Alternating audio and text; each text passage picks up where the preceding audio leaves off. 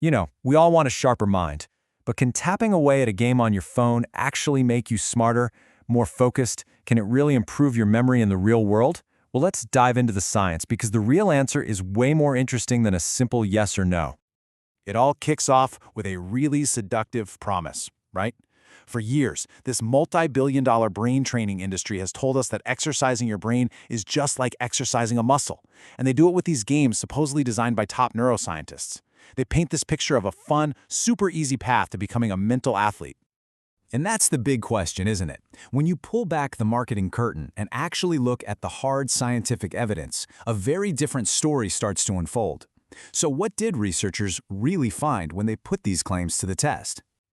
First off, let's be totally clear about what's being sold here. The main idea is that these specific, game-like exercises can fundamentally upgrade your core cognitive abilities. They're not just saying you'll get better at the game, they're saying you'll get better at, well, everything. And these are not small claims. I mean, look at this list. It's pretty wild. But a survey showed that over half of us actually believe brain training can do all of these things, from boosting your IQ to preventing memory loss. The marketing, which is always wrapped in these fancy terms like neuroscience and neuroplasticity, has been incredibly persuasive. So a massive team of scientists, I'm talking from top universities like Illinois, Florida State, and Cambridge, they did a huge, comprehensive review. They dug into the very studies that these companies use as proof that their products work. And the findings? Well, they're a masterclass in how to spot marketing fiction hiding in scientific fact.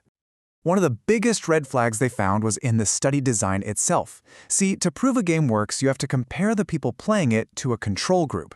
A lot of studies use what's called a passive control, which is just a group of people who do nothing.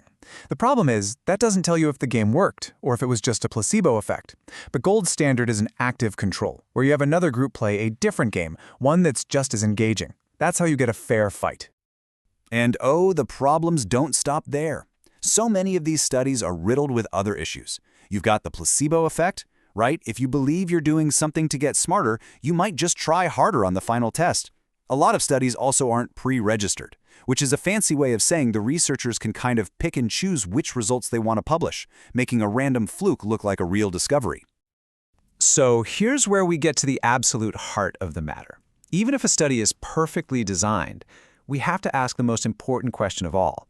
Does getting really, really good at a brain game actually make you better at your job, or better at driving, or just better at remembering your grocery list? In science, they have a word for this. It's called transfer.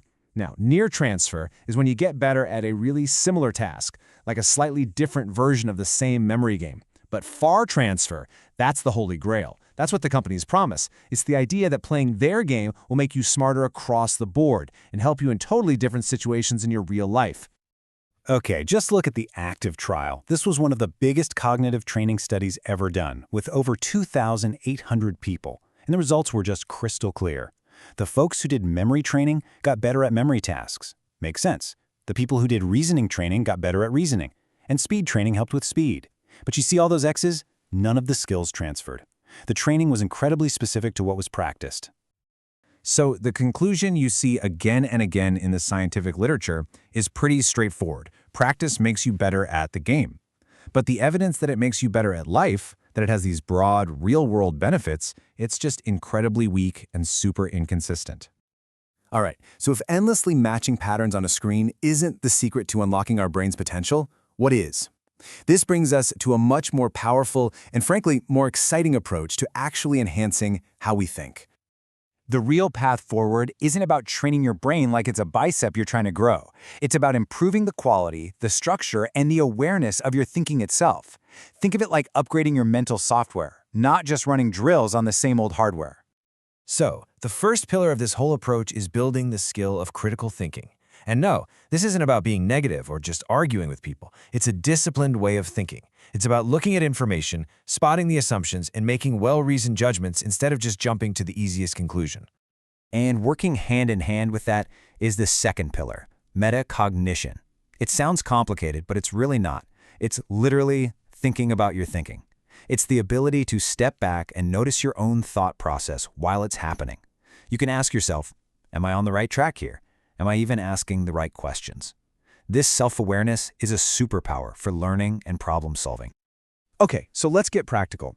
How do these big ideas translate into actual strategies that you can start using today to genuinely sharpen your mind? Now, the key difference here, and this is so important, is that these are not passive drills. These are active mental frameworks and habits you can build. They're designed for transfer because you practice them on the real, messy, unpredictable problems you face every single day. Think about any challenge, big or small. Instead of just reacting or winging it, you can apply a structured process like this one. It's a reliable roadmap that makes sure you're not just guessing. It helps you move from problem to solution in a clear, effective way, no matter what you're dealing with. We all get stuck in our usual ways of thinking, right? A tool like the 6 thinking hats is designed to force you out of that rut. By mentally putting on each hat, you make yourself look at a problem from every single angle. Just the facts, then just your feelings, then the cautions, the benefits, and so on. It's a powerful way to make sure your final decision is really well-rounded. And you know, the great thing is, this doesn't have to be some huge, complicated project. Real mental exercise can start with a simple shift in your mindset. Instead of just scrolling and consuming information, actively engage with the world. Ask why. Why is that the way it is? How does that work? This one habit builds the mental muscles of inquiry and analysis in a way that feels natural, not like a chore. So the takeaway here is clear. The promise of a quick fix from brain games, it pretty much falls apart when you look at the science. The real, lasting way to sharpen your mind is to actually change how you think. It's about becoming a more critical thinker, being more aware of your own thoughts, and staying curious.